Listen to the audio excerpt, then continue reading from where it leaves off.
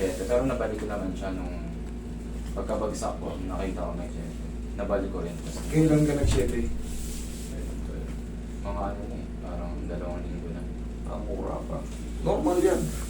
Alam mo kasi, siyempre, pamamaga talaga yan. Sabihin na natin, nag-7. Pa? Yan. Nag-7. Hindi. Ano to eh, bibitaw tong ano eh. Uusog tong ano natin, yung shaft natin. Paano yung pasyente mo? Paganto, paganto? Ito po, paganto po. Yan, tapos Okay. yung sugat. Okay.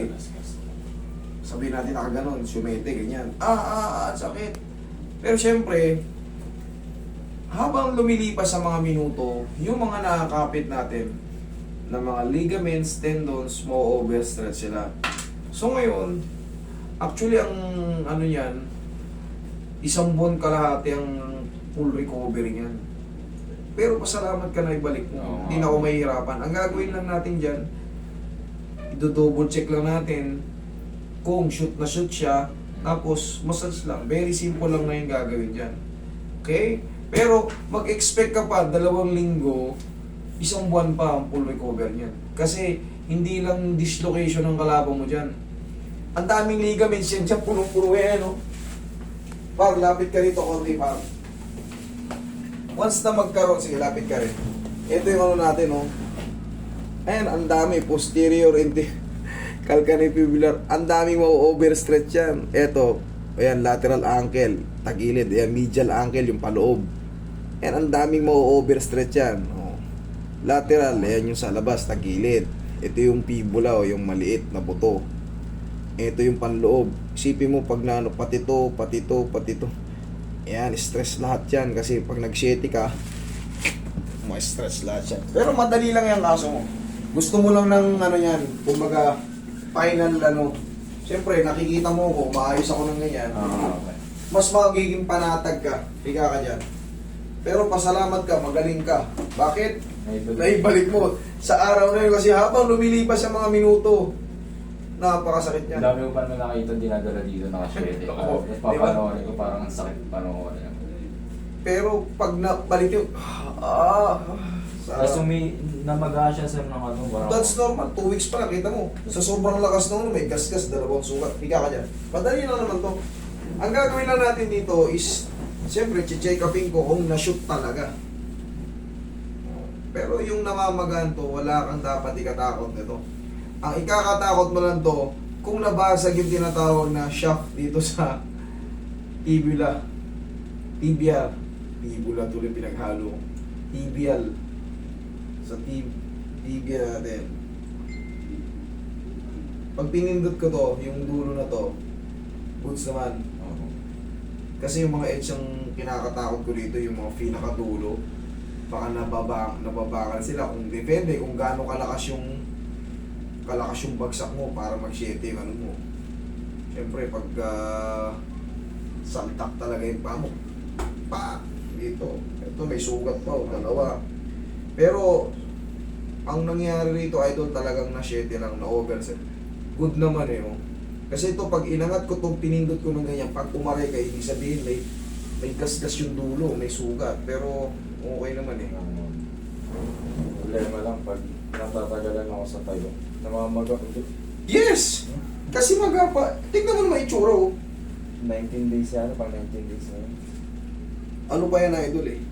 Mag-aantay ka pa na 1.5 ay hindi mo kilala yun eh. Di ba parang nakita mo si Dampel na 7 yung paa? Bayad na bayad yung paa, pero nakakapaglakad. Pero naayos na kasi yun eh. Hinatak na ron, tinuruan ko, tapos siyempre, gaya nga ng ginawa mo, mas maganda na rin kasi double check. Okay, para bakit kasi namamaga pag habang naglalakad? Siyempre wala, maaring ikaw lang nagbalik eh. Para ka lang din na mild sprain na lang. I-consider na lang natin na mild sprain ka or yung natapilok ka na lang.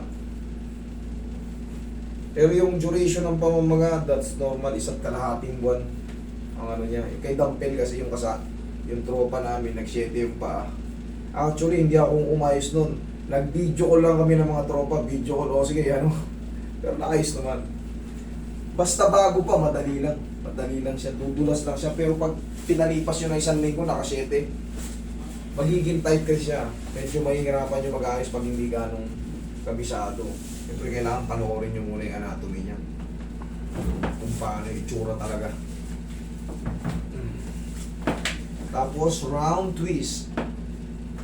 Yan, oh. Sumabol pa ng tunog. Yun na yung final niya. Tapos, iba-bandage mo lang. Sabihin mo nga yung bandage siya pa. Iba-bandage natin. To, pre, may bandage yan? O, pero, tatanggalin mo lang to pag matutulog ka. Yun lang.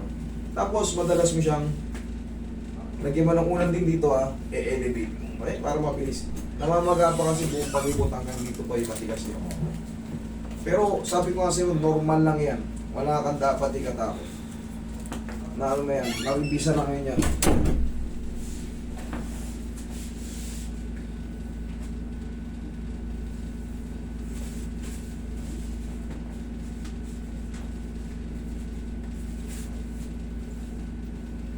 Tandaan mo ha, gabi, pag matutulog, baklas. Para yung blood circulation, malayang malaya habang natutulog ka.